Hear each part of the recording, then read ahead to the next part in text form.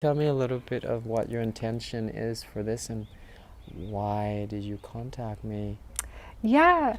I was in it on Instagram. I can't remember I'm trying to remember whose I found you off of. Mm, Because we must have a mutual, we have mutual, I think. probably. I don't Probably, know yeah. who that And is. then I was like, oh, and then I found you and I was like, oh, he has a podcast. And then Mm, I've been looking, I'm like, okay, I put this TV series out there. I think as a filmmaker, you think pre-production, production, post-production. Now get my film out there, but then we forget how do we market our film? Like right. I don't think Marketing. filmmakers we know the business marketing side of it. Mm, As we know the business of pre-production, production, but then marketing's a whole other beast that I'm right, learning right now. right. So I want to learn how to market myself because I looked into PR and getting like a team, but it's very, very expensive, Right. like super expensive. There's not a market yet for indie filmmakers as there is for other things like cameras. You can get cameras in an indie filmmaker budget Mm, and things like that. There's even like sound stages that have an indie filmmaker, budget. They're more budget friendly as opposed to some other sound stages which are very expensive that networks book that we can't afford. But for marketing, there's not really, a lot of indie filmmaker marketing teams really? out there. I feel like that's a Ah, niche that needs to definitely get conquered because that would be amazing. So it's very, very expensive to hire a publicist and figure out the right. marketing. So then I'm like, okay, well, I guess I have So to wear figure another this out. hat. Yeah, I guess it's Yeah, another wear hat. another hat. Yeah, exactly. So I'm like, okay, well, let me get on some podcasts. I think I'm Yeah. not as naturally inclined to be in front of the camera. It's not like it's not maybe like you tell me to change. Thank you, because I'm not thinking in front of the camera. I'm always just behind the camera. Right, So I'm like, right. okay, yeah, this is, so that was very helpful. I appreciate that. So, Yeah, you're welcome. yeah, just like okay, I want to get out there and talk about this TV series. So Okay. that's like the goal. And when you meet with publicists and stuff, the number one thing they tell you to do when you're trying to brand something, like your TV series for me, maybe your podcast for you, they tell you you have to the I guess the audience is looking for the person behind the brand, Mm, because I'm just thinking the TV series, the right. story, but they want to know, I guess, the filmmaker behind the brand is Ah, I what's see. a commonality that I've heard. Yeah. So yeah, I'm like, okay, so Beautiful. Yeah, yeah, well, so then let's us do our best to support you yeah. and in your effort. Um, our podcast is still young and I'm doing it out of love, just like Hmm. all of us. Yeah, right. And so it's not any effort to gain any monetary or anything like Yeah, that. It's just an yeah. opportunity to connect, just like this, get together with creative people and support each other. So this is a perfect place. It's amazing. Okay, thank you. I Thank love you that for you went from doing this podcast and the Uber rides that or the Lyft, I can't remember which one, but that you were doing, and then you decide to branch out and now start doing creatives and stuff. I think that's really I still do. I still still do. do I the still meet people. That's where it's most exciting because inside the Uber, yeah, especially in LA, there's people from all over the world, and I meet all type of people, from yeah, CEO to marketers to hmm, athletes yeah, to traveler from a different side of the world. yeah, And it's such a rich place to have people hmm, inside and conversate. And I believe that we can learn from everybody, and everybody have a story. If hmm. we listened, every human being have their own story and Has like such an overcoming. interesting Right. story. Yeah, And so that's the driving force for the podcasts. And then friends start to call me, and I call up all the people that I know, and we just talk. But all of my friends are really deep. They're deep human being, and they're hmm, right in the alley of what I'm about. hmm, Inspiring, encouraging, and uplifting people hmm, through authentic conversations. And I yeah, think that's necessary, especially in these days yeah. when in LA's particularly, because everybody's trying to be somebody, do something, and Something gain ambitious. something. Yeah. So my goal is to go the opposite. Is just to actually just have normal, authentic, heart-to-heart conversation with Hmm. people and find out what they're about. Yeah. Yeah. That's so amazing. You make me nervous. I feel like you can like see right through me. I'm It's like, okay. getting all sweaty over here. We just take a deep breath together. Yeah. I'm here to support you. Just know that. Yeah. Okay, awesome. Yeah. Yeah. It's okay. Yeah, thank you. Yeah, Thank take you a for deep having me. breath. Okay, so guys, we're here with Katrina Cebreiro. Katrina, we met on Instagram and she reached out. And so here we are in Katrina's backyard. Very humble place, but we're going to have some really great conversations. So tune in and, listen for the full conversations. Yeah, so introduce yourself a little bit, what you're up to, your backgrounds and your work and skill set, and about the TV series, what's going on. Yeah, so I'm an indie filmmaker, and I just, my first big project in lieu of feature film, I decided to do an indie TV series. So it's an anthology series. Each episode's a contained story. So I have 4 episodes right now. 3 are out on streaming networks on Amazon Prime and Tubi. Oh, congratulations. Thank you. Wow, Yeah. that's a big step. Yeah, and then one's in post-production right now, and I want to use it for season 2. So yeah, so just working on those. And instead of a feature film, because I feel like feature films take such a long time for one story, and I feel like I have a lot of story ideas I want to get out there into the world, that I thought an anthology series would be best. So then it's very freeing being able to tell a contained story with each episode. Right. It's about like 30 minutes a piece. So 30 minutes a piece. And that's called an anthology. mm-hmm. It's shorter TV contains episode. Yeah. So does that mean that every episode, if I watch it, like say I don't watch the first one, I watch the third one, will I still understand the series? Okay. Yeah, because it's a completely different story and even like a different genre at times. Okay. An anthology series can be per episode. Each story can be a different. Each episode can be a different story, or it could be an anthology. This whole series, like season 1, is a whole, like American Horror Story. Season 1's a whole separate story, and then season 2 is a whole nother story. They just have maybe like a common through line, which would be like horror, for American Horror Story. So yeah, this one's kind of similar to Black Mirror in the sense that each episode is a contained story. I love Black Mirror. Yeah. That was like one of the first, bless you. That was like one of the first of its kind that I think we've known that's a popular anthology series. Kind of put anthology series on the maps, I feel like. So what's your, how do you come up? Were you born and raised here in LA? Yeah. Okay. Yeah, born and raised here. Yeah, what's inspired you to become a filmmaker? What's your history? I think it comes, I'm definitely one of those people that always knew. Like, I always knew I wanted to be a filmmaker. I've never had any other aspirations besides being in the industry and being a filmmaker. So I've always knew since I was little. My dad had a home camera that he would play with us and make movies. He would actually make movies with us, like legit movies. He would put production value into it. Yeah. And we'd be like the little stars and stuff of it. So I that definitely gave me the bug. And he would let me take this expensive camera, and I would be able to go outside and play with my friends and tell them to be my movie. And I was like very serious too. I'm like, this is going to be a movie. We're going to get this to Hollywood. Wow. Like, 7 years old, trying to rally all the neighborhood kids to be in my film and stuff. So it definitely started very young. And my dad just would let me take this expensive camera because we didn't come from, a lot of money or anything like that. So he would allow me to just take this, and it cost, probably back then it was like $1,000, but that was a lot of money back then too. So they've always been super supportive, my parents. So just, if they probably weren't so supportive, I think I because it just takes so much, as you're in the industry as well. It definitely takes a lot of blood, sweat, and tears. It does. And I was listening to your story. I didn't get to finish it with Axel, and you were talking about your stunt and how you got into that. Yeah. And then I was late last night, so I fell asleep. So I'm like, because I know you moved here at 13. Yeah, I did. From Vietnam. And I think that's really amazing. My dad's from Argentina, and he moved here.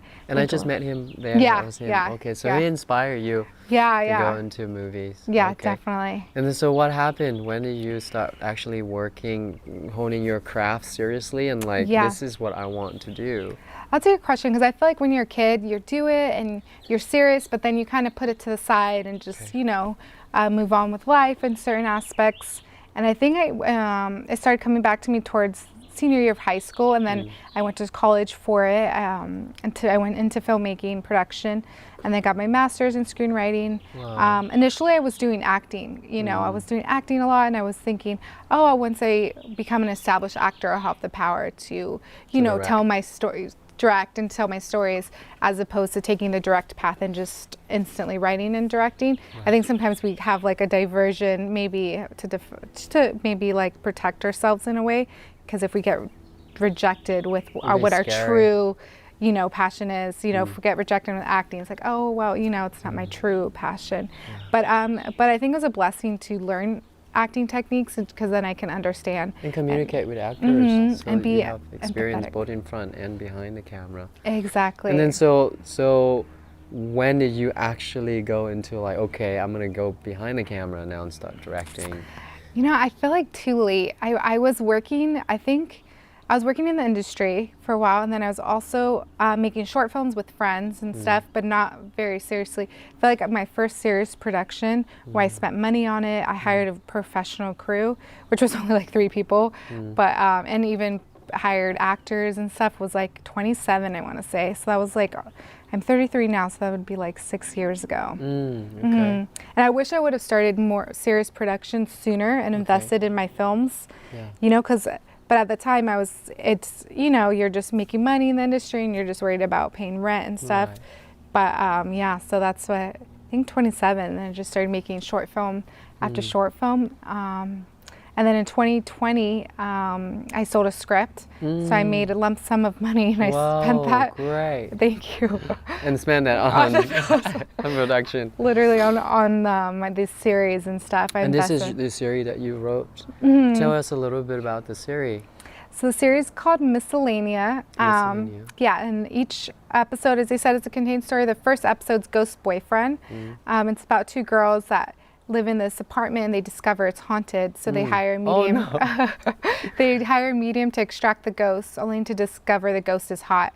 So then, Of course, it has to be hot. yeah. Okay. So then one of them pursues a relationship with the ghost, and the Whoa, conflicts that that's come. interesting.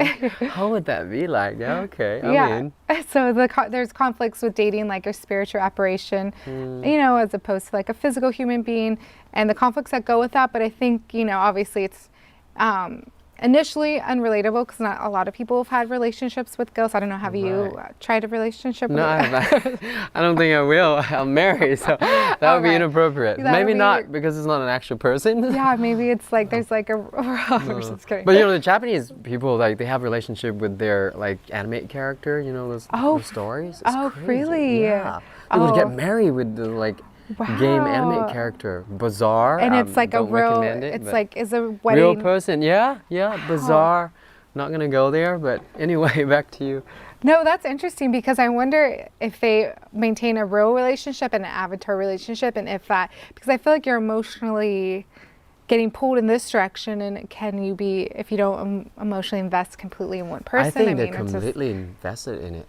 Yeah? Yeah. Yeah, wow. It's kind of crazy. You should look into that. I know, There's some that's actually inspiration. really interesting. Yeah. I'm So interested. then, okay, so that's first episode is Ghost Boyfriend, and then what do we have next for the next 2? Yeah, so the next to this second one is called Paulette, and it's about, this one's a more grounded story about a girl that is in a toxic relationship and is discovering the power of her femininity through pole fitness. I think, Pole fitness. Yeah. Controversy. yeah, exactly. Because I think back in times, you know, pole dancing and pole fitness have like maybe a bad connotation does, with yeah. stripping, and Right. stripping can maybe be looked down upon. Right. But I wanted to explore maybe why do we look down upon this, as opposed to, because you know, men flaunt their masculinity with boxing and football, and they get paid millions of dollars, and when women flaunt their femininity and their sexuality through pole fitness,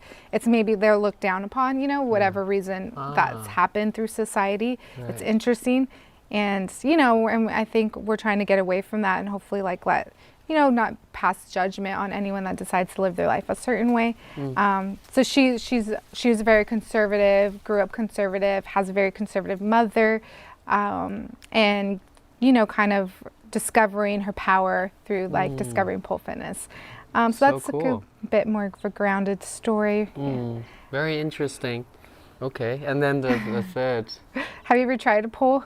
You know what? Actually, one of my friends, I work in stunts, and one of my friends, her name is Paige.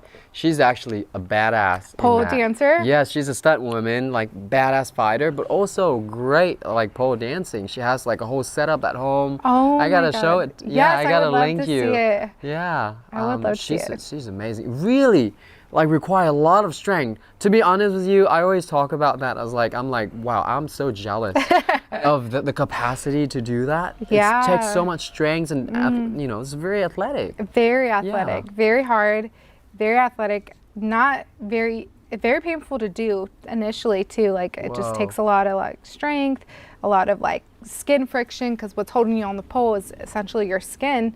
And Whoa. it hurts, you know. I think if anyone that's done monkey bars or anything, you know. I have done some monkey bars. And you're a I stunt know. person, so you can appreciate Can relate. athleticism Yeah, just and like stuff. all callous hands Yeah. and stuff. So I got those. Yeah, I Definitely. bet. Well, so But- interesting. Okay. But yeah. So, and the third episode's called 9 Lives. 9 lives. Yeah. Cat. Yeah. So it's about this girl that's on her 9th and final life and is getting Whoa. help through her guardian angels, her team of guardian angels, and it's a little bit more of a spiritual piece. I definitely believe like about past lives and stuff, and so she comes in contact with an antagonist in each life and keeps pulling her off her path of being a writer. She's being a novelist, a writer. And she feels familiarity with him, but she's not able to identify that it's pulling her in a negative way, as opposed to maybe a person that it's pulling her in the right way, you know, on her path, being on path. You know, and I used, you know, a lover to personify being on path and not on path, as opposed to, because it's a little bit more hard using it, you know, touching grasp with spirituality and stuff. So it's easy to like personify things in writing and in film. Make it relatable too to yeah. people. It's relatable. Wow. Okay. Because I think anybody that's like, you know, I know that you're, I think in your 30s and stuff too, you're not too I'm in young. my 30s, Yeah, so I feel like through life, you know, when you're not on path and kind of doing things wrong and living your life a little wrong, you tend to have like, I think, friends or people around you that maybe are reflecting your bad decisions. Definitely. Like, You've heard of like, check your circle of friends Yeah. and like you are influenced by the 5 friends that you have. So that's definitely well, I do believe that the physical manifestations of our life is the projections of our inner world. It has to be. Yeah. Because that's how we relate, which is through the inner world. And Yeah. so the external is the way we relate to people, and the reality is the way that we are within. So I do believe in that. Well, so what are some of like, what did it take you to get to a point to be able to produce and now have these series on these huge platforms? What was the journey to that? Well, it was definitely, you know what's, I think the difficult thing of the journey is, there's definitely sacrifices, I feel like, as opposed to like, when I made the money for the script, like I had the check, a cash check, I see the money in my bank How account. much was it? I can't say. Okay, fair enough. I signed an I NDA, get it. you know. Okay, fair enough. But I mean, I technically probably could, but I get nervous saying it anyways That's because okay. of judgment and stuff. Because instead of maybe like a normal human brain to process that money would be like, let me go Save it, let's put it in investment. yeah, Right. investment, property, this, that. I instantly was like films. Like I want to make Wow. films. I don't think I would have felt good if I spent it on anything but my films. Wow. That's when you know you love something. I know, Right. but it does make me like, you know, like, oh, because, you know, I have to make sacrifice. I move home to live with my parents in order to be able to spend this finance, because films are very expensive. People I don't think that are not in the industry, as opposed to people that in the industry, don't understand how much a production costs, even in the indie filmmaking massive market. amount. Everything add up. Every minute is so much every money, you minute. know, like equipment, people's rate, you know, just food and just everything adds up. Permits, insurance, it's definitely very expensive, but I don't feel, I think it doesn't feel wrong for me to spend the money that way, you know. And it shouldn't. Yeah. It shouldn't. I Thank think a you. lot, I struggle with a lot of that, you know, I'm like, Mm-hmm. why did I do that? Why did I invest money into that? And I'm not doing it like professionally. And when I look at myself, I'm like, I have no financial brain to like make these calculations for finance and so on, Yeah. investments and things. I just nourish my heart, my soul, you know. There's something about not being like intellectually smart. That's just living through the heart, as I Yeah. mentioned it on the episode with Yeah, Axel. yeah, heard that you said And that. I can understand what you're saying, and I Thank actually you. honor that. Thank Yeah, you. Thank you. You know, I really appreciate that because I think when you're around creatives like yourself, I feel thank you for validating that because it does get sensitive. Like if I mention it to anyone else to be like, are you like, you can see there. And I'm very maybe like empathetic as a writer, and I can read people. I'm like, ooh, they're passing judgment, and then it makes me feel like, you know, insecure. Like, oh no, I just want you to know, like, I feel I'm gonna make it. Like, I'll be okay. Don't, because they're worried for me, you know. Right, Like, no, I'm gonna be okay. But it's hard to like say that, you know, when they have no. It's like, you know, when you see caterpillar, you don't know it's gonna be a butterfly. It's Right, like, and that's something that I also realized, like, how do you know, like, the future, it's every decision we make is then affects the future, and it's, we can say that these decisions logically will make sense, but how do you know it doesn't take you to the grave? You know? right? I mean, I Right. know. And by the way, we're all going to the grave anyway. Anyways. So might as well. The thing that I listen to a lot of self-help stuff, right? And I'm into self-development. And the thing that people mentioned the most, and the thing that made me think the most, like, when you're on your deathbed, what regret do you have? Like, did I regret not spending that money on investing in something that I feel that is worth investment and I Yeah. feel happy and excited about doing? Or am I just going to play it safe? You know, Yeah. like follow the rest of the crew and the rest of what people Of think society, is right? right.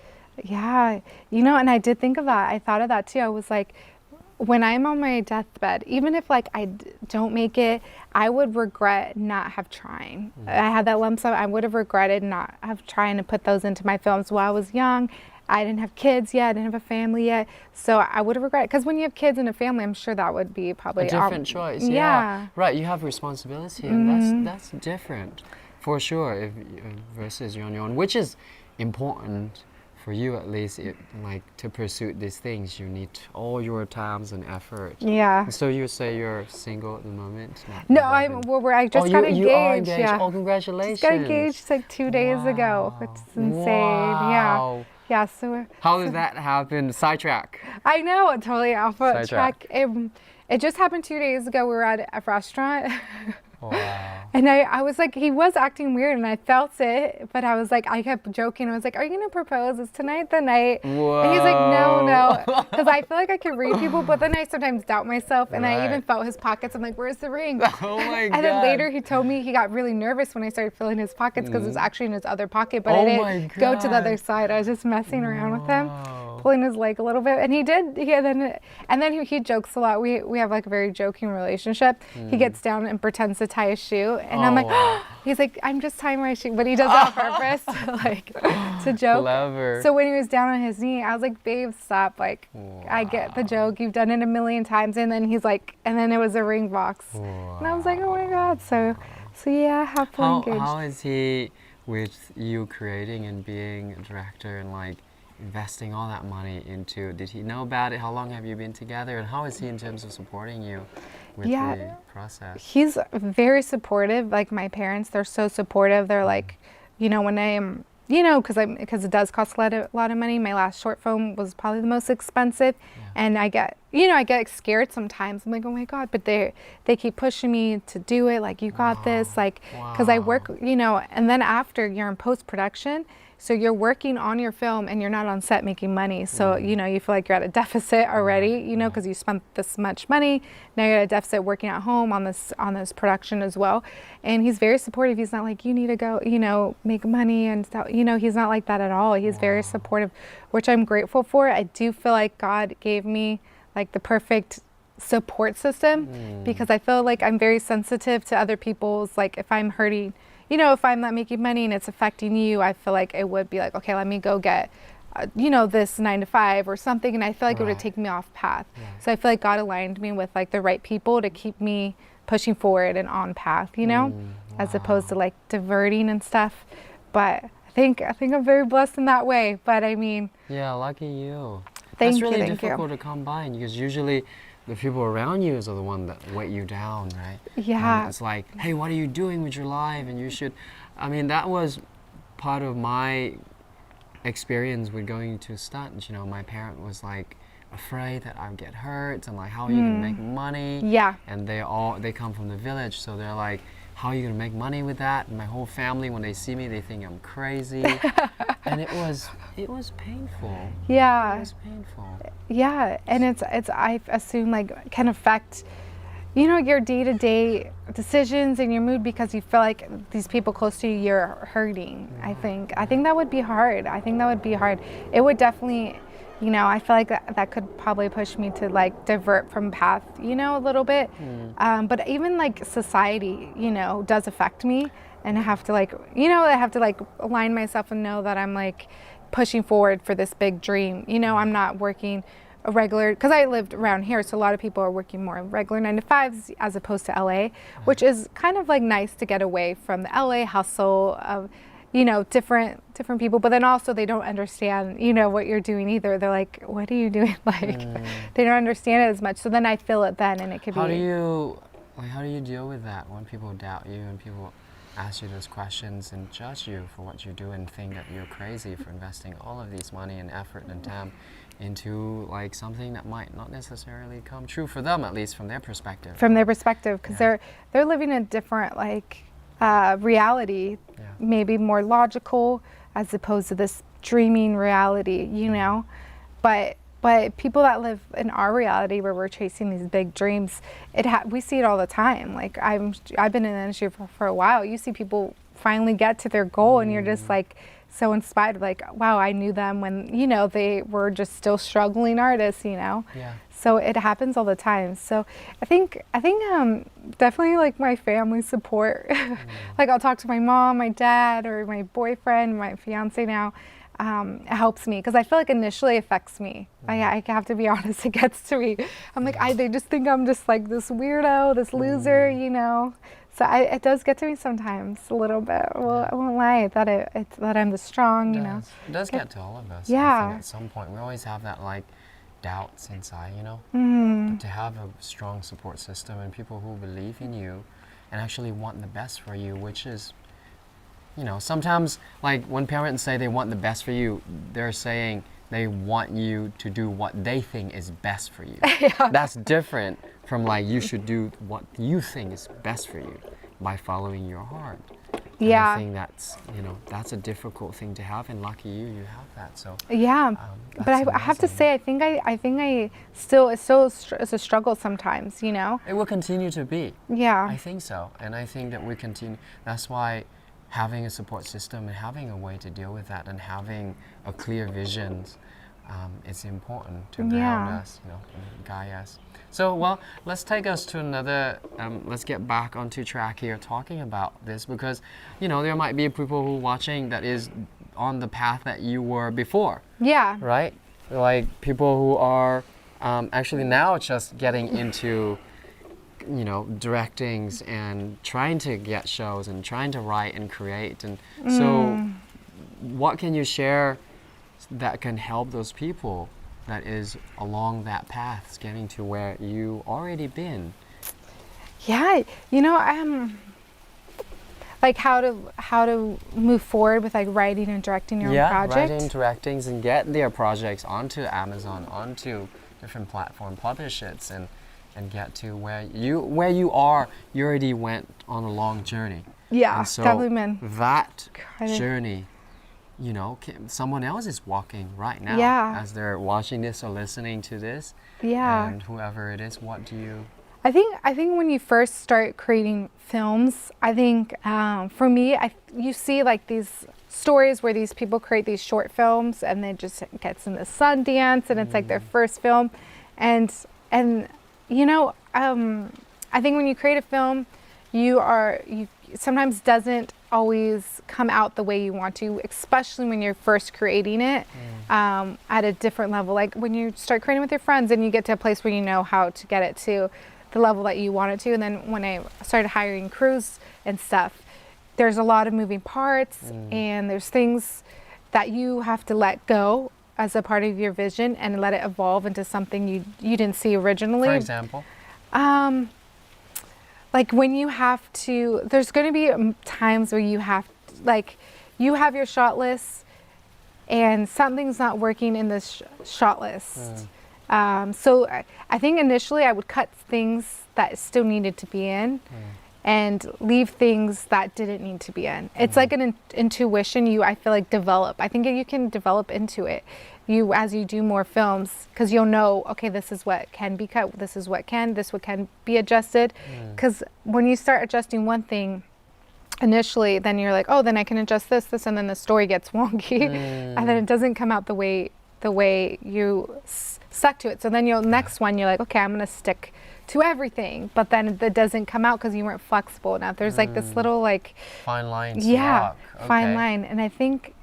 On this latest production, I had this vision for for the main character and her antagonist character. That's her cousin, but is also like a part of her. So they go, their separate ways in life is the reflection. So she gets in the cop car and goes off, and she gets into her parents' car and goes off. They're going two separate ways in life. So I really wanted it to be like the shot to be like here. And her driving off, right? And then turn around, get that shot, them driving off, and her looking in the back, catching their face reflection of them looking at each other, and then parting ways, and get a shot here of the cars leaving, So that was my vision, and this is very a huge part of the story. It's a very visual element to reflect what's, the climax and going into the resolution of the story. And the shot wasn't working. Like we couldn't get the shot, the lighting, we were losing sun. We're shooting at, we're in the sun setting. You have very limited time before the light changes, and it's going to be really hard to create the light because we don't have a ton of equipment. We have a gaffer with a truck that has equipment, but it's still hard to recreate, the light that it was before. Especially with such a wider shot too. So it was like we had to make a decision, and we're all talking about it. And the gaffer made a suggestion of getting inside the car, getting the shot of the reverse of the car driving away from this angle, from inside the car, and then through the rear. I don't know if I'm explaining it right. Yeah. Okay, through the rear view mirror, we're getting the car driving away, right. And I was like, I don't know if that's gonna work, And we got in there, and it looked really good. I was like, so it's like adjusting little things like that, because that my vision for, sometimes you create a story with specific images in your head. It's like, this is the image, and this is what makes you go through the story, because the image is very strong to you. So then adjusting that image that initially got you that far is like difficult. It's difficult. It was super difficult, but it wasn't working, and I was like, oh no, is this where I'm gonna, because a visual element that's so strong that carried you through the story feels like this needs to be in the story, and I do a lot of reading, and so I can't remember where I read this, but he's saying he had to let go his original vision, and it made the story, and it's like an Oscar-winning script. Wow. I have to remember what book I read this from. So it helped me. I'm like, okay, in the moment to be like, okay, this is adjusting, and it works. It works just as well, if not better, probably. Oh wow! So what do you say? You would say to a filmmaker who's doing what you're doing is that the capacity to be flexible and adapt to the situations and being able to walk that lines of knowing what to let go and what not to let go. Not to, because sometimes, when you're too rigid, when you start getting a little flexible, I think maybe can be similar to maybe like for me, like when you're on a diet, you're like, okay, let me just have a little bit here, a little bit there, and then it's just like, okay, you're binging, and now it's just like you lost. So how do you walk that fine line though? I think the best advice I could give is to just go out and do it, and then you'll start learning when it can. It becomes an instinct almost. I think similar to when you develop an athletic skill, it just all lines, and you just know how to get in that position. If you start thinking like, okay, I got to put my hand here, my body here, then you start getting too much in your head. Becomes like when you get a new move in an athletic situation, it becomes almost intuitive. You know how to get your body there, I guess. Right, and with that's practice. that's what I talk about a lot. Actually, I study this, and philosophers such as Alan Watts, he talk about this capacity. Well, we don't run our bodily function with our conscious brain, right? Yeah. The intelligence that run our heart is the intelligence that you talk about, which is the intuitive capacity to feel the decisions and to know when, but can't quite explain it. Just like I just know that I can let go of that, and so it doesn't require conscious thinking anymore. Yeah, it's more intuitive, and it comes. I think anyone can gain it. It just comes with practice. I feel like It does, if your heart's in it, I think it just comes with practice. It's a basic process of brushing your teeth. You know, teaching kids. Oh, yeah. You don't have to think about brushing your teeth anymore. Yeah. But the kids who just learn how to do it, they have to think about it, and that's a human capacity, and we have to learn to trust that.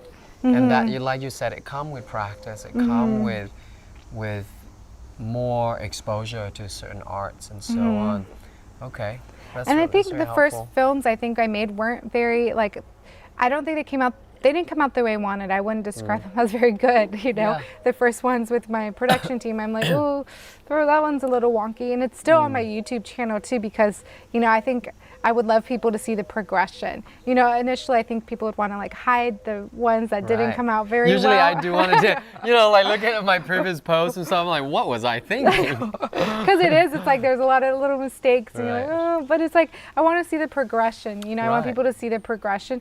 So I think when people make their first films, not to get discouraged and just keep going, because it's a practice and it's an expensive art. You know, it's an expensive practice. It is, and I commend you for being able to continue to invest in it and pursue it. You know, working with James Cameron on sets of Avatar, that's one of the qualities that I think that make him the director that he is the capacity to trust his intuitive directions, right? Because he will come to set and he will go, this just doesn't feel right. Just try it another set. And the set they spend like 3-4 days building now.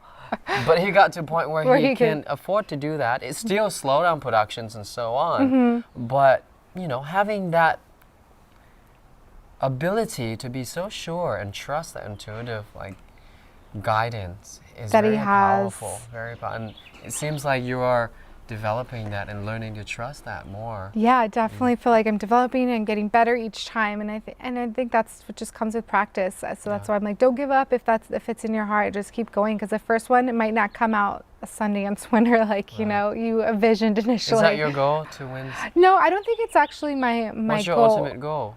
Definitely to get like a deal with HBO where I can keep creating my content, keep creating my films, but be supported, you know. Financially. Yeah, financially, to be able to do that, to write and direct. What would it take to do that? I wonder that too. I'm trying to figure that out too. What can I do to get to the next step where I get ChatGPT. Is that like what is that? Is that ChatGPT is a new AI technologies, is a language-based model that is blowing up the world right now. I can ask it that question. How do I make movies how can I create shows or establish deal with HBO, and it will tell you step by step what to do. Yes. Oh my God, I want to know.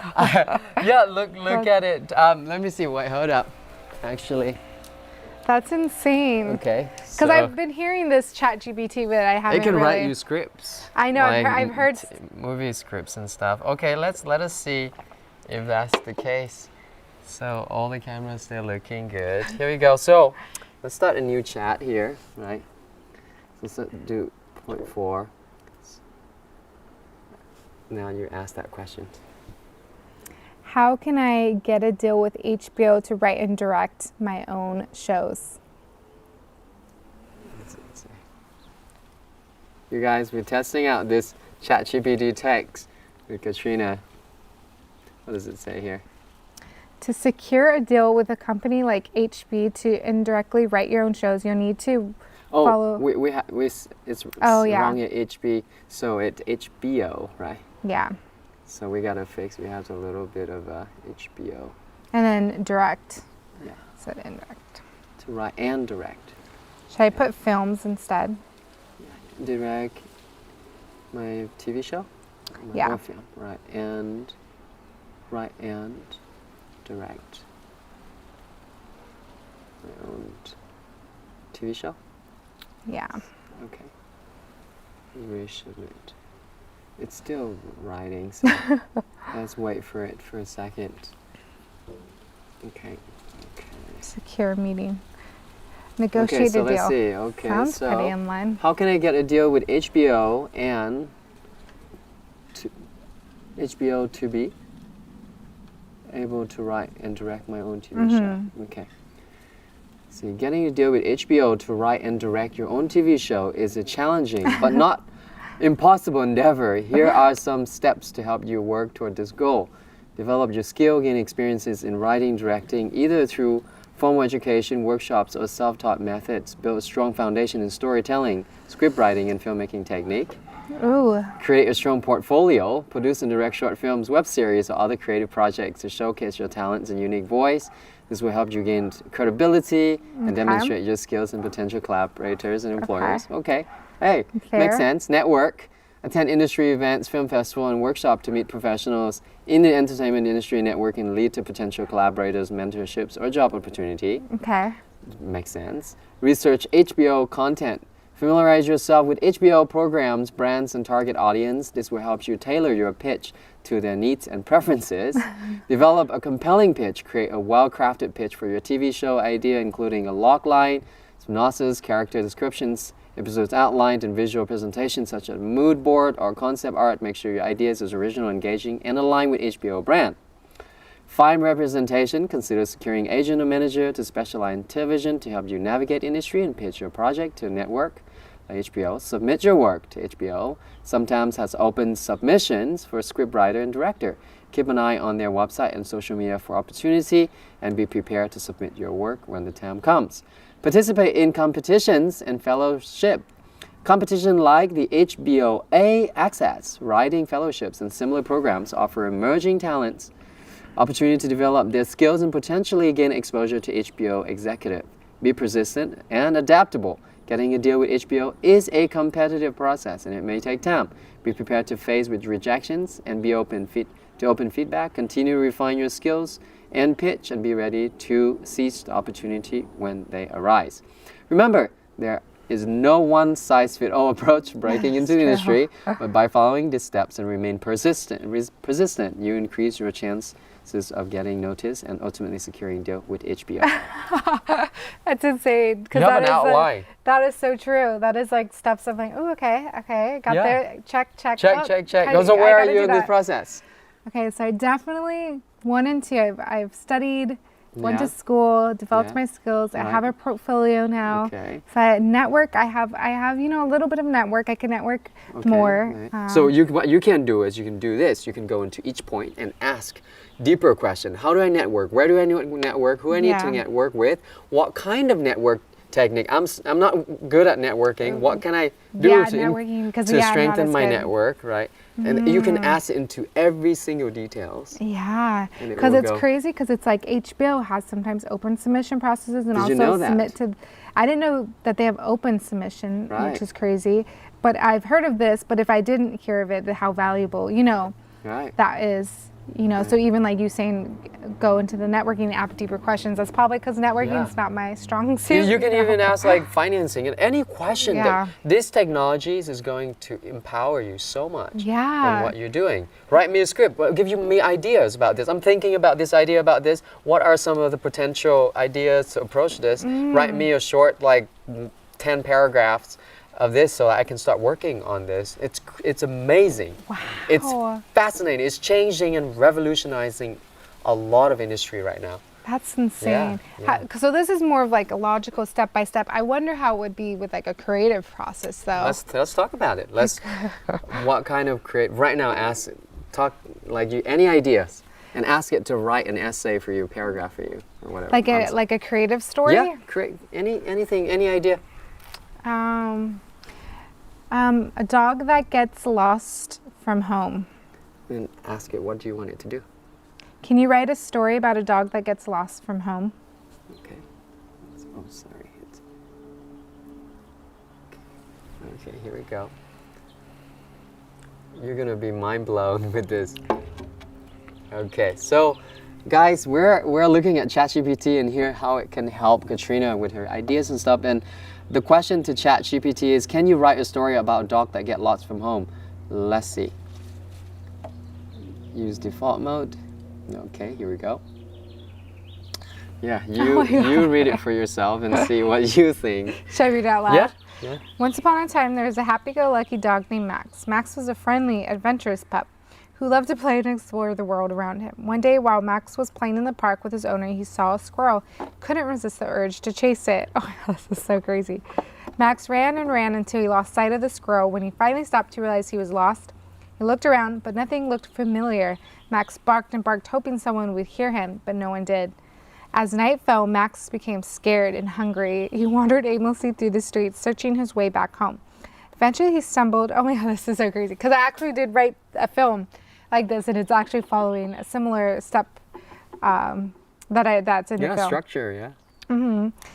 So we was lost and took him in. The woman gave him food and water, and Max felt grateful for her kindness. Over the next few days, Max stayed with the woman, but he missed his home and his owner. He longed to be reunited with them. The woman tried to help Max find his owner by posting flyers and checking for any lost dog reports, but no one seemed to be looking for him. Days turned into weeks, and Max started to lose hope. He missed his owner so much that he would often whine in his sleep. But then one day, a miracle happened. As the woman was taking Max for a walk, she saw a familiar face in the distance. It was Max's owner. Max barked and wagged his tail, and his owner ran towards him, tears streaming down her face. She hugged him tightly, and Max knew he was finally back home. From that day on, Max never wandered too far from his owner's side, and he knew that no matter how far he roamed, his true home was and always with his loving owner. Oh my God, this is insane.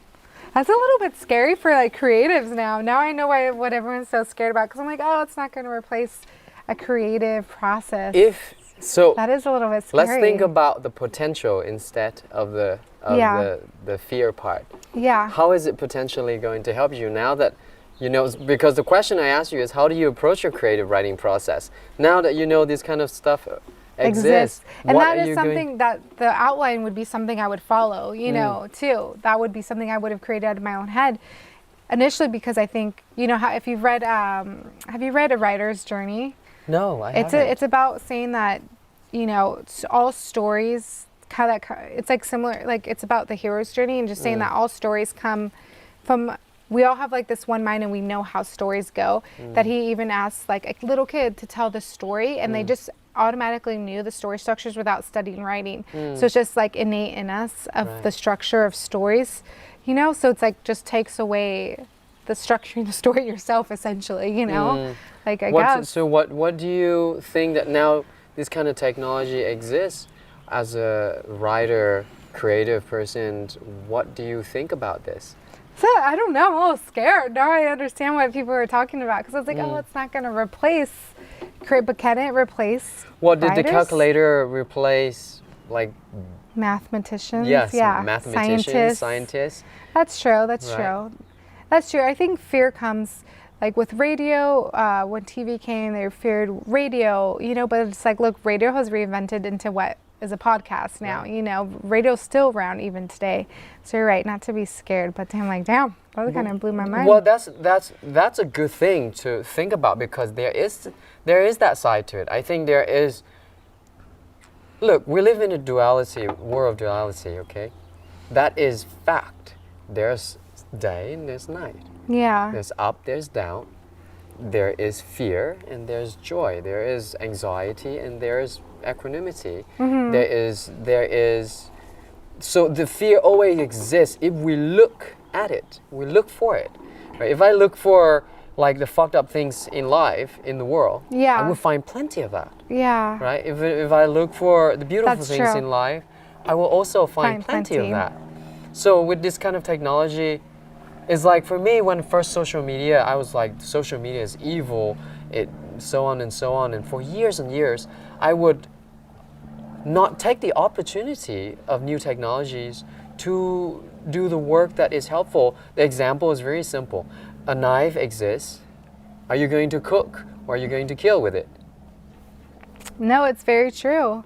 It's very true, and I think social media is a really good reflection, because I think that we're like, I'm older, so social media is like this was started a little bit later in life. So it's like, I think when we're more millennials or when these new social media come out, it's harder for us to adapt initially. We're just like, we don't need social media. Social media is, we're artists. And I think that's actually a way for us to actually hide the fact that we're not adaptable. We're not adaptable to new technology. What's separate like an old person to to young kids? Their capacity to be with the trends. Who make the most like money? Recently, there's a trend of like Snapchat. Snapchat was spending hundreds of $1 million for people to pay people to make content. Every day they give out $1 million Wow. for people to post 7 second video. And kids are making hundreds of thousands of dollars, right? Not to say that that's, but for example, in terms of talking about people speaking of, even myself included, it's like, oh, social media is bad, these new platforms are bad, but I think it's my way of hiding the fact that I'm not being adaptable. I'm not being in the forefront of technologies because technology is evolving so fast. Yeah. If we don't adapt and if we don't leverage it, we're going to be out the game. Yeah. It's there anyway. Yeah. We don't use it, we're going to fall behind. We are. It's so true. I mean, what does James Cameron doing? He's pushing technologies at the forefront. Yeah. Right? He has. Creating new technologies to make movies. So I think from my perspective, I look at this as a help rather than a hinder. And I'm communicating with the technology to ask it, what are the potential applications of you existing? No, crazy. I'm asking, it's like, how can I use you to leverage you as a technologies? What can I do? Yeah. And I'm exploring different ideas and so on. And so that's amazing. Yeah. I know. I think I was it might go with artists. Like we're artists. We don't need to, use social media, as a tool, but I think we could use it as a tool. And I think I really love old Hollywood. I definitely want to create a movie in old Hollywood someday, but I love reading about old Hollywood. And when talkies came in, directors and actors pre-talkies, in silent film era, a lot of them could not adapt to sound. They couldn't because their voice, they had accents. There's a lot of, logistical nightmare for people to adapt to sound now as opposed to talkies. So people couldn't adapt, and those people ended up just going out of the game. They're like, I don't need to adjust. I'm a talkie, because they were talkie stars. They were stars. Right. But now they had an accent, and there was stars that would go and learn how to have an English, have a more, because back then they wanted English, as opposed to accents now are acceptable and loved. But back then it was like to adjust to learning English, to not have an accent. And some stars would be like, I'm going to do it. And those actually succeeded. The ones that didn't adapt ended up being broke, because they didn't adjust their lifestyle as well. Right. So it is kind of crazy. And I'm like, damn, I read that. I was like, ooh, what is that today? I'm like, ooh, that's social media. That's technology. Yeah. And that's what we can, tell ourselves, we don't need to do that. But because we say we're artists, but I think, how do you get over, maybe, I think with me, it's like, it feels very narcissistic sometimes, like, oh, I'm posting a picture of myself here or talking about my project here. Sometimes it can feel narcissistic. I feel like that's trying to get over, like, maybe, that's what social media. How do you get over that? I don't know. I'm asking you, how should I? What's intention. your advice? Intention. What's our intentions, Yeah. Sharing this with joys, love, and to uplift and empower, or am I, we know our intentions, or am I trying to look cool here? Or I'm just like showing off. Yeah. But really, it comes back to examining our intention, really. And how do we identify that? And I think we all know, inside our heart, we know. It's like, oh yeah, I'm trying to show off. Yeah. So then I'm like, okay, well, won't post that, or try to think again about that. And even crazy, you can use this to actually do descriptions and write descriptions and write hashtags, and you just copy and paste it over. Wow, it's so insane. It's a powerful tool. Yeah, because that takes absolutely time. Social media tool. takes time, like captioning, and all that. Wow, that's insane. Yeah. And there's AI technology, which I use now to edit photos, which like if you take multiple photos, you can like copy and paste. It's so easy now. Oh, really? Wow. As opposed to Photoshop was back in the day when I was like a freelance photographer. Wow. You had to redo, and even if it's the same background, and now it's just like, it's crazy how much time, it wasn't even that long ago. I feel like I was doing freelance like 8 years ago. Now it's like you just copy and paste the attributes, you know, Wow. from the previous picture. You just get the sky right, and if it's the same picture, you can pretty much adjust. Wow. So AI It's technology incredible. is So, insane. well, then let's leeway that into directing and filmmaking. Is that with all this changing landscape of technologies and social media platform, AI technologies to help with writing scripts and like come up with ideas and stories and so on. Where do you see yourself? How are you adapting to this, first of all, and where do you see that in your creative process?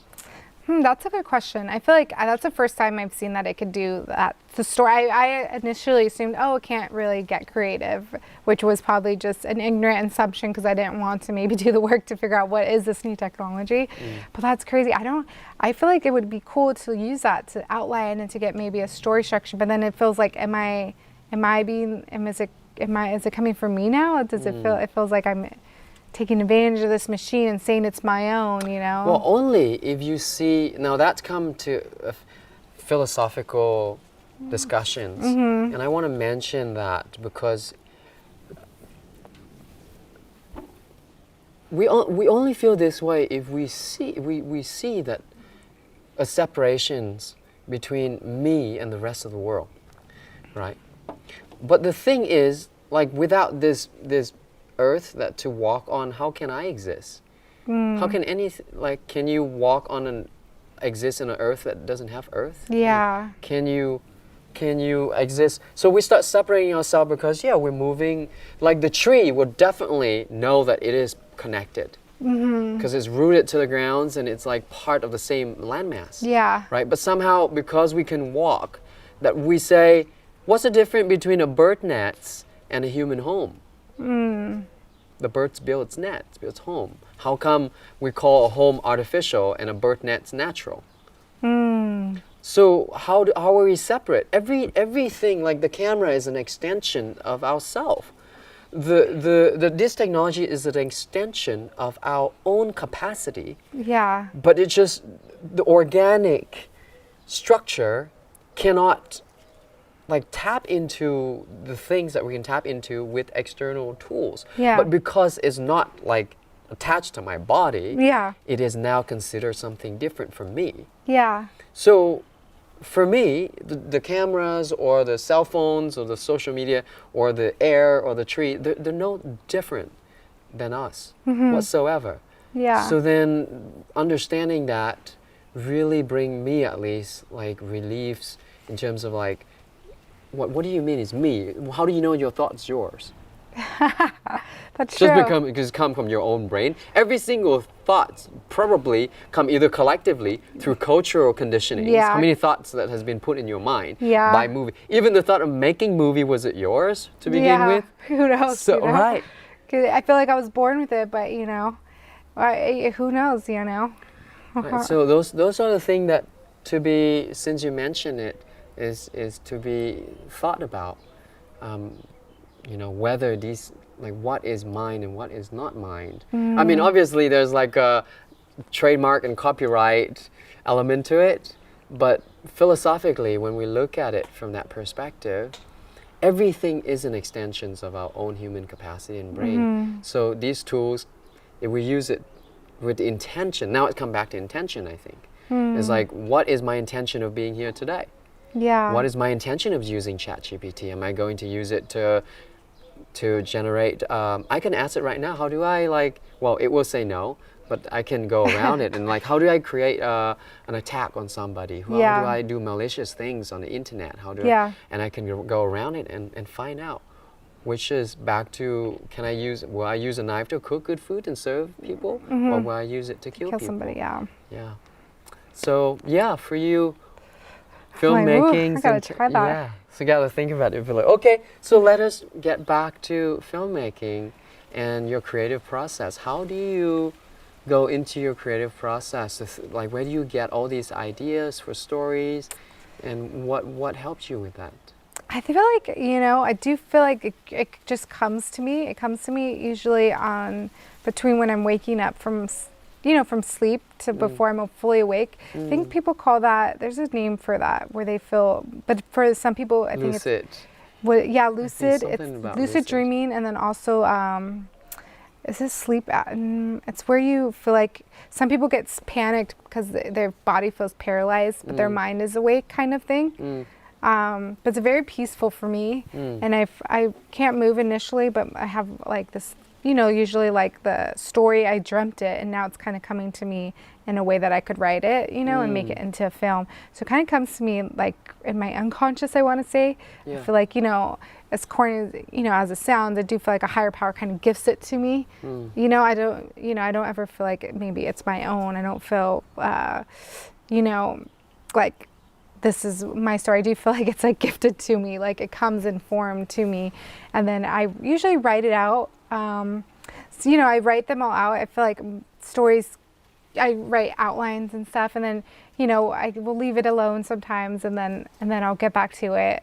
It comes and goes, with what story I want to work on. What about these like actual one that you have created it in film, and now is finished?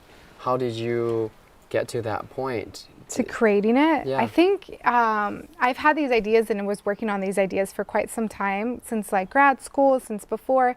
And when I'm looking for maybe indie film ideas that I can make on a low budget, I come with these ideas that I like and figure out maybe a way I can make it low budget, and that's how I kind of created them. So I do have like a higher concept, bigger budget for each of these stories, but then I figured out how to dial it down for indie filmmaking purposes.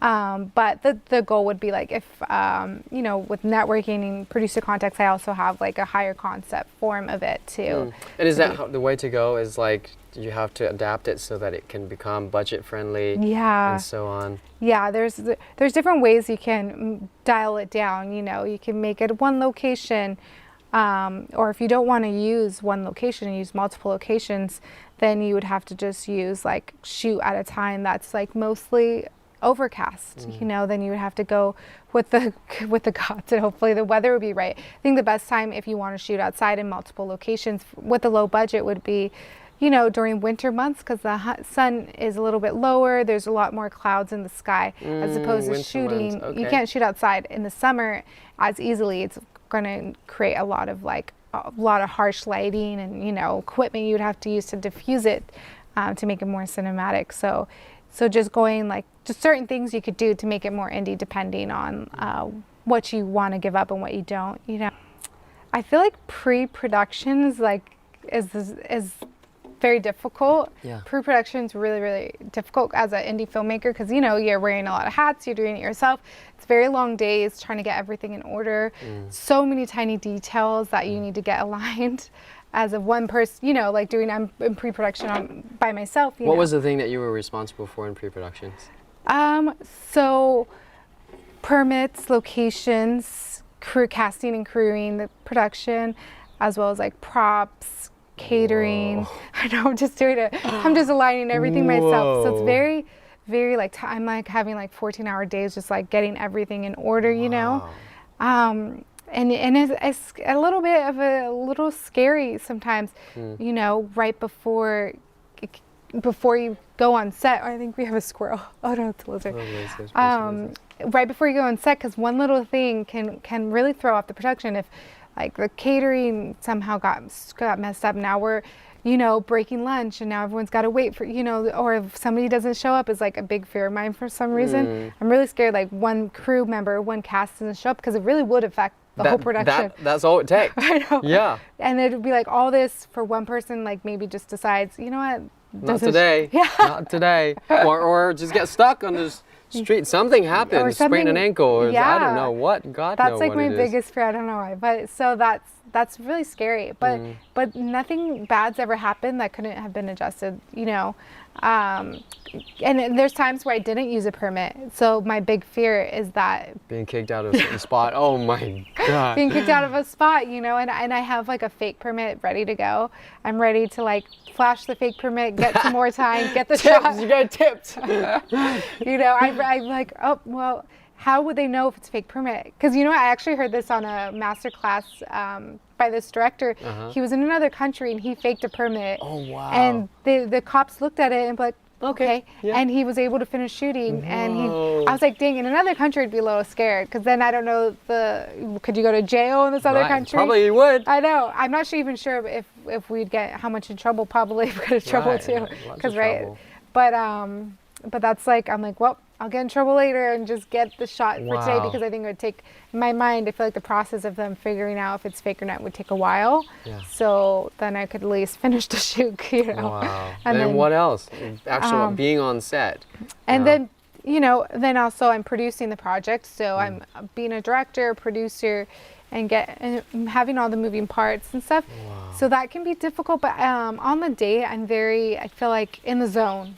So you've done all the preparations, right? And every little detail. So I think also planning for just like little details that could go, if this doesn't work out, what would be like having like all the, having things prepared in case things go a certain way, having like a little bit of a backup, not so much where, your mind fixates on it and you accidentally maybe manifest it, Wow. I think there's like a fine line, right, to figure that out.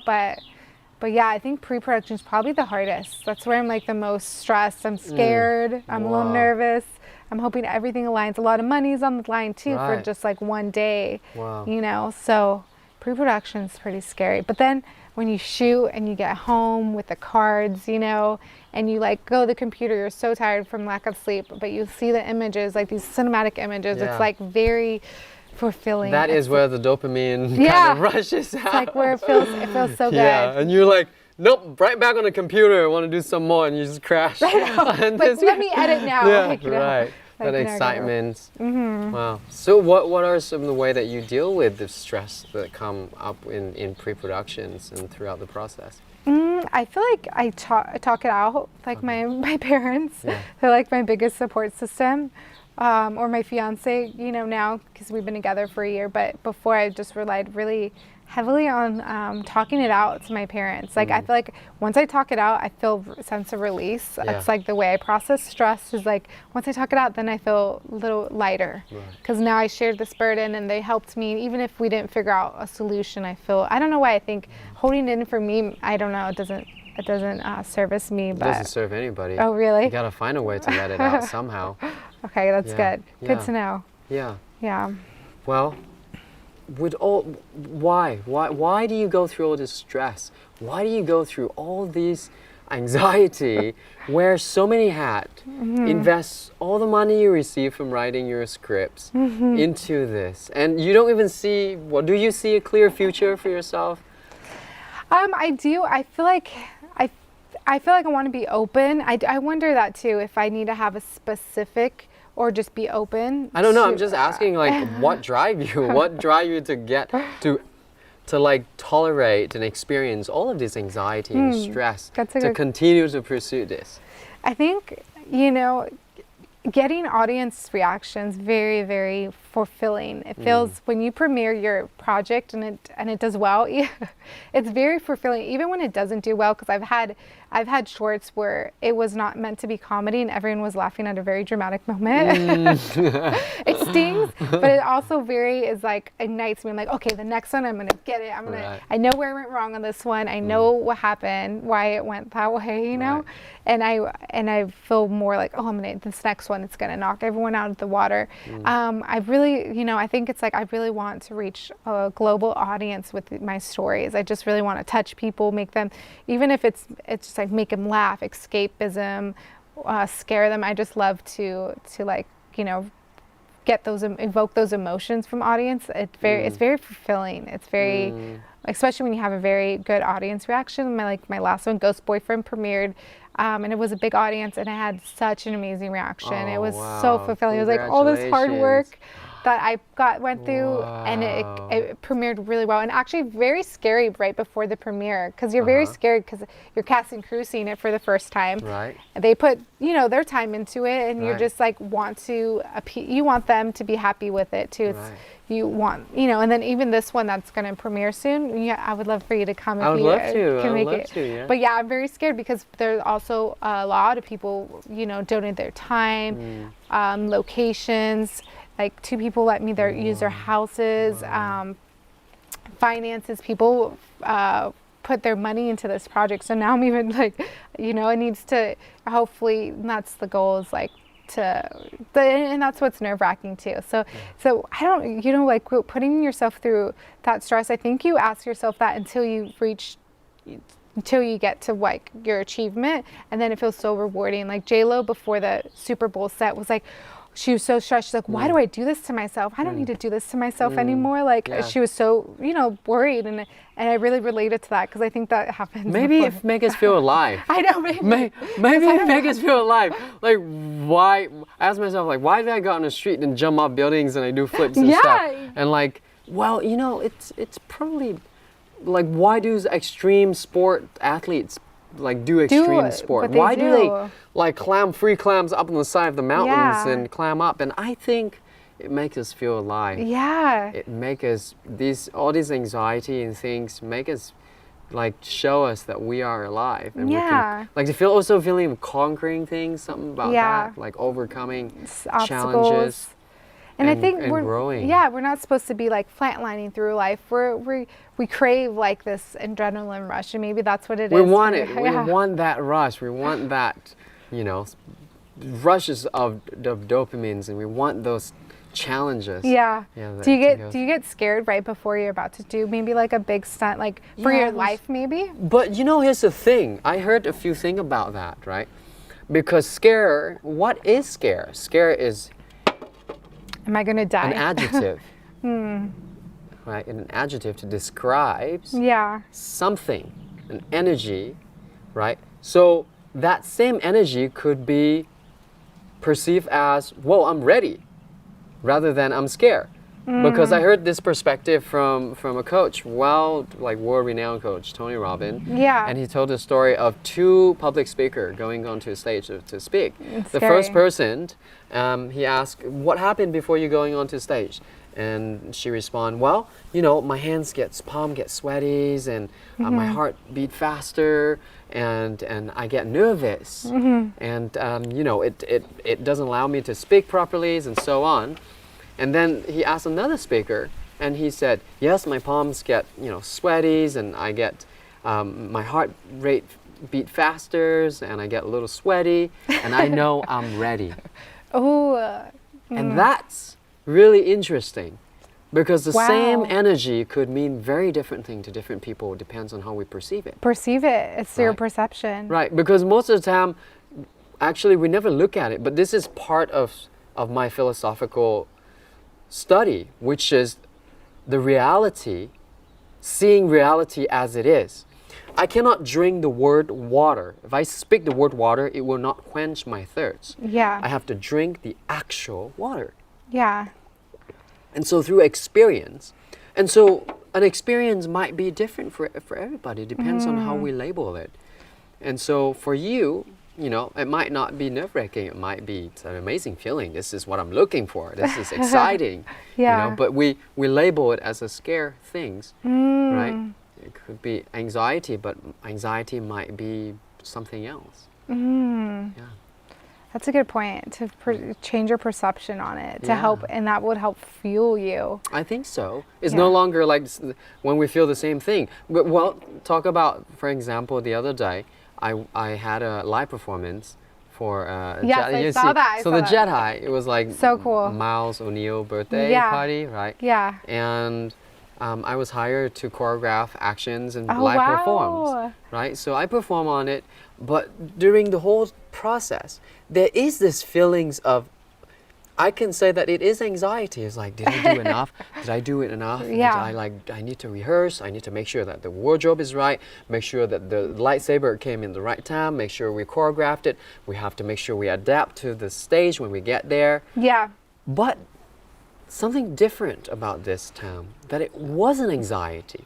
I didn't feel, when I feel that, I actually knew that I was feeling that, and it actually relaxes my body. And rather than labeling it anxious, actually go, oh, I need to rehearse a little more. I need to think a little more. I need to sit down and visualize it a little more. And so it wasn't anxiety. It was a feeling, a feedback that allow me to do a better job by preparing more until I don't feel that anymore. I need to rehearse more with my partner so then I feel more confident. So I didn't treat it as anxiety at all. I didn't That's even really label smart, it. Yeah. Yeah. Yeah. So that was my experience recently with that. And I think that is a really huge insight for me, at least, in approaching new endeavor and challenges and so on, to really see, like, is this anxiety, is this stress, or is it telling me that I need to do something, I need to prepare more, I need to talk to more Yeah. people, I need to, and then trust more too, Yeah. and so on. There's a faith part of it. Yeah. No, that makes sense. That makes complete sense because when I'm prepping, I'm feeling anxious because, and then when I go do something like maybe like do an extra step, then I feel a little less. So you're right. So maybe there's like a way to really perceive it differently as opposed your anxiety is trying to just tell And you use something. that energy to fuel you rather than to Yeah. like, hold you down. No, that's so Right, smart. That's so right. smart on pre-production. Yeah. For and I think for on production, I don't have time to like, you know, feed into my anxieties. I'm really good under pressure, you know, but when I have time, like as in pre-production, you know, you feel a little more, I don't know. It's just like, I feel like I'm good when it's like, when I'm under pressure, When you like, get there onto the set, yeah, exactly. But leading up to it, I get anxious and this and that. So Okay, well, Yeah. good. We went into that. So, how does it feel now that things are premiering and things are getting in line? Do you feel more confidence on the path that you're traveling toward? What is the feeling now that these are being premieres and really excited. I'm really excited for this one because Yeah. I put a lot of blood, sweat, and tears. I bet. I feel like everyone's really gonna love this one. That's my, you know, goal. And I have a feature script for it, so I'm ready for this to go to the next level.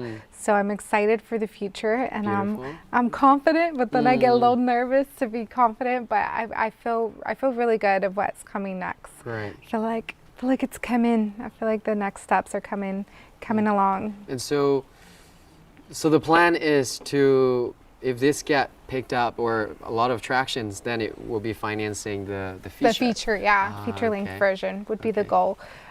So each story is 30 minutes in my series, which also like my other, you know, which my other goal would be for somebody to pick it up for feature length. For features. You know, yeah, for a And you longer. have full script for all of those 3 episodes to be able to expand into features? For or? 2 of them. For 2 of them, Two I of them. don't really visualize a longer piece. So it's kind of more of a contained story that I don't really have enough story for it or enough.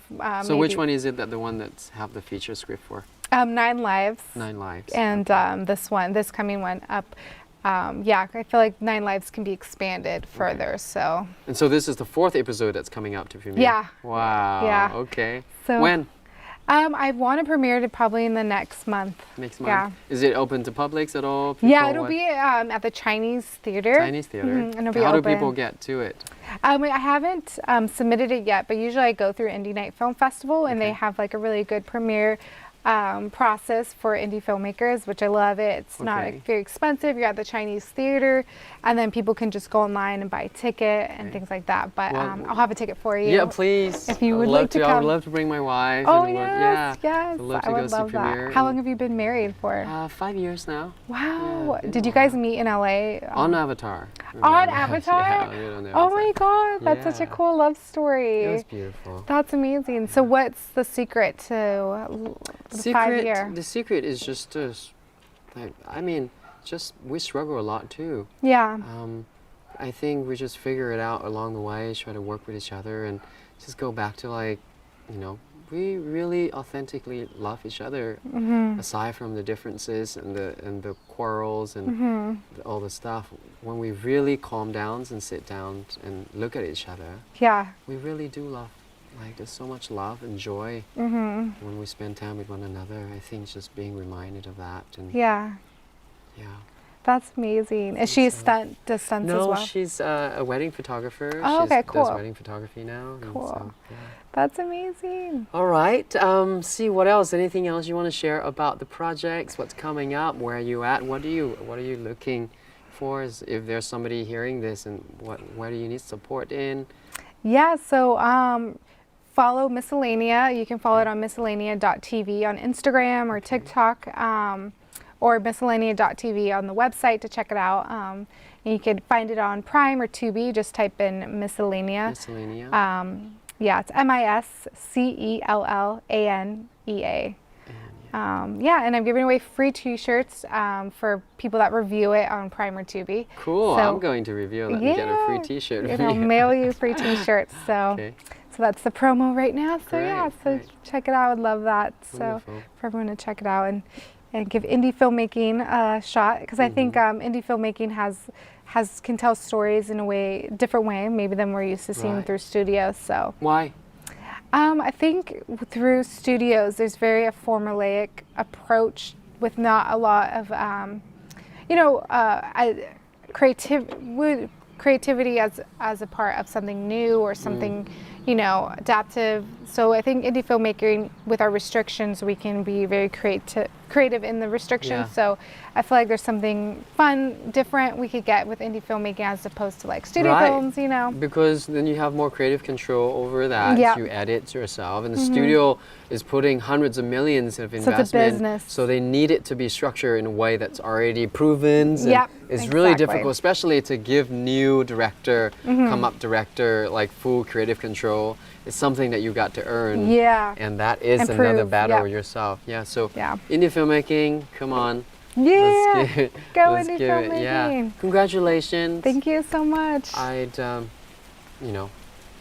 thank you for doing something that's so difficult Thank and you. putting all your heart and your love into it. Thank you. Oprah has a very beautiful quote. She said that instead of asking the world what it needs, look at what you're good at and just do that. Invest all your time and effort in doing what you love, and that is what the world needs. Need more people who do what they love and follow their passions. The world don't need more people to cater to what it needs. It needs more people who love what they do, Yeah. enjoy it, and willing to pursue it Yeah. despite all the challenges. Yeah. And I think that's beautiful. So I want to honor you. Thank I you. want to acknowledge you Thank doing you. that. I appreciate Yeah. that. Thank you. Thank you for inviting me to reaching out and inviting me to come here and have a conversation with you. So now at the end of the interview or the podcast, I usually fire a bunch of spontaneous questions. Oh, hi. Yeah, so you can answer it one sentence. You don't have to do a lot. You can even answer it in one word. But Okay. spontaneous and as it come to you. Okay. Okay. Let's see. Rapid This fire. is rolling. Let me roll this camera one more time. Kind of got 10 off here. Rapid fire. Yeah. Yay.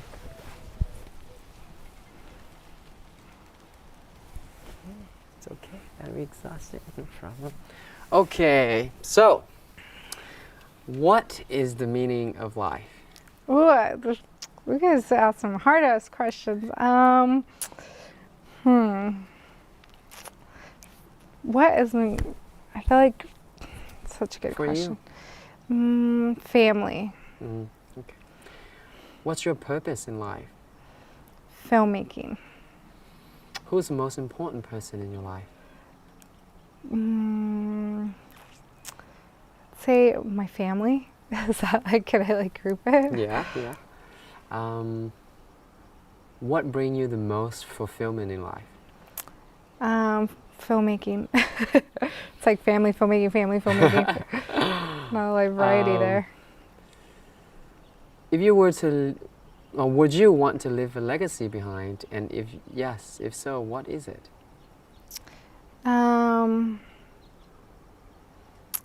Yes, of course, I would love to leave a legacy behind.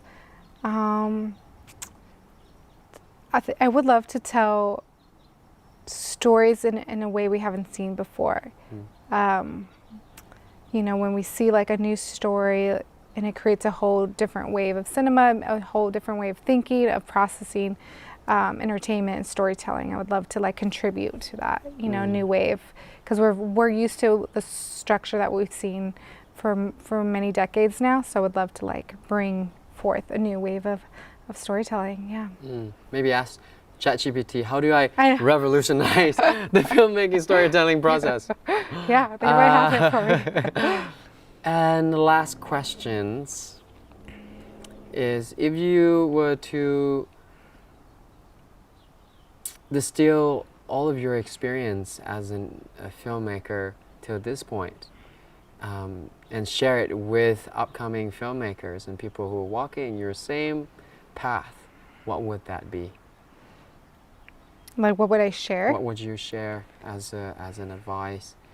Distill it in the essence of what you have learned along your way. I think experience is key. I think getting more experience as you do each film, you become better and better. So I feel like I would advise that to filmmakers, that you can get better with experience and practice. Yeah, that would be, yeah. Great, wonderful. So people can follow you at Miscellaneous TV. Mm-hmm. Miscellanea.tv. Yeah. TV. And then your personal Instagram page. My personal is Master Contender. Master Contender. Yeah. Yeah. And then I'll post it on my Instagram page too. Yeah. But yes, thank you so much. Thank you. Yes. So I have one question that's been sitting in my mind that I wanted to ask you. Okay. Yeah. But we can ask off camera, or Sure, should I you just can ask? just ask. Yeah. Okay. Whatever. I remember you said, this is like early into the conversation, about your, like my thing is getting over maybe like, thoughts, and it's a struggle. But I was wondering, how did you, or if you are still working on that, because I know your family wasn't maybe supportive into stunts, because they're thinking of trying to protect you, as opposed to maybe it would make you unhappy to try to follow what they would envision for you. Yeah. And now you get to chase this amazing dream, look like you were on Avatar. So how did you overcome that? I just didn't give a shit about what other people say. I love that. Because when you're so like absorbed by something that you love so much, nothing matters. Yeah. Yeah, and nobody's saying anything. You just like blocked it out, which is, I think, could be a downfall. But in my case, it helps. Yeah. Because it was just like, I didn't hear any of that. I just hear that I need to work harder, I need to train harder, and I enjoyed it so much, I would just do it anyway. Yeah. And nothing, and I never think about even making money out of it.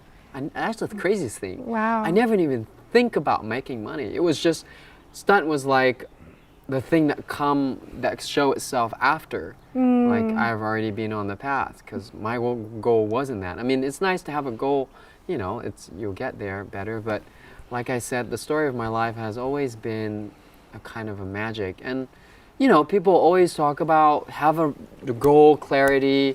I like to wonder, and I like to to find out what's there, and like find out a new thing and be surprised and discover. But yet there is a way to do that without being so blocked to life, because life is so magical, if we just like have our eyes on the trophy, then that's all there is to life, and we don't really give life chances to show us the magic of it. So that's, for me, it was just that, because the pull is so strong. But for other people, I think